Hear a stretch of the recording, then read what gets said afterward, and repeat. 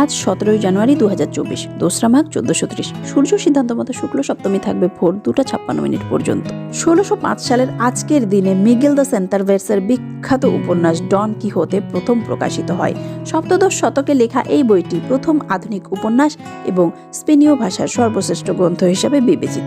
1946 সালের আজকের দিনে জাতিসংঘ নিরাপত্তা পরিষদ বা ইউনাইটেড নেশনস সিকিউরিটি কাউন্সিলের প্রথম বৈঠক হয়, যার কাজ আন্তর্জাতিক শান্তি ও নিরাপত্তা রক্ষা করা। এর হেড অফিস নিউ ইয়র্ক। 1987 সালের আজকের দিনে নেপালের কাঠমান্ডুতে সার্কের সচিবালয় প্রতিষ্ঠিত হয়। সম্পূর্ণ নাম south Asian association for regional cooperation. এর সদস্য দেশ 8টি: আফগানিস্তান, বাংলাদেশ, ভুটান, ভারত, মালদ্বীপ, নেপাল, পাকিস্তান এবং শ্রীলঙ্কা। 1909 সালের আজকের দিনে জন্মগ্রহণ করেন আশুতোষ ভট্টাচার্য, যিনি ছিলেন বাংলা সাহিত্য ও লোক সংস্কৃতি গবেষক ও অধ্যাপক। তার গবেষণার প্রধান বিষয় ছিল লোক সংস্কৃতি।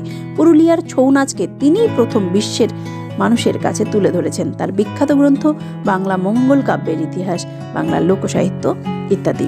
1930 সালের আজকের দিনে জন্মগ্রহণ করেন ক্ষেত্রগুপ্ত, যিনি বাঙালি অধ্যাপক, সমালোচক এবং প্রাবন্ধিক। 1951 সালে জন্মগ্রহণ করেন চলচ্চিত্র অভিনেতা সন্তু মুখোপাধ্যায়। তিনি অভিনেত্রী স্বস্তিকা মুখোপাধ্যায়ের বাবা। গণদেবতা দেবদাস তার বিখ্যাত সিনেমা। 1962 সালের আজকের দিনে জন্মগ্রহণ করেন জিম ক্যারি, যিনি ছিলেন একজন মার্কিন অভিনেতা। The mask, Dam and Dumber, the Truman show তার বিখ্যাত সিনেমা।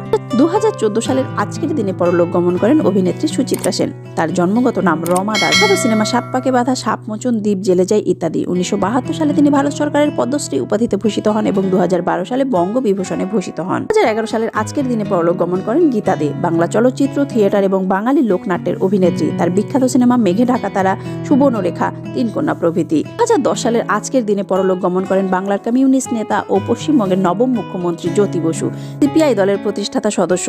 1977 সাল থেকে 2000 সাল পর্যন্ত তিনি পশ্চিমবঙ্গের মুখ্যমন্ত্রী পদে থাকেন এবং তিনি ভারতের দীর্ঘমেয়াদী মুখ্যমন্ত্রী। 40 সালের আজকের দিনে পরলোক গমন করেন জনপ্রিয় ফুটবলার নগেন্দ্র প্রসাদ সর্বাধিকারী। তিনি ভারতের ফুটবল খেলার জনক হিসাবেও পরিচিত। তার উদ্যোগেই ভারতে ফুটবল জনপ্রিয় হয়।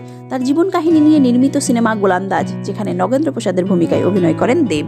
এ ধরনের ভিডিও পেতে আমাদের চ্যানেলকে সাবস্ক্রাইব করুন এবং লাইক, কমেন্ট, শেয়ার করতে ভুলবেন না। ধন্যবাদ।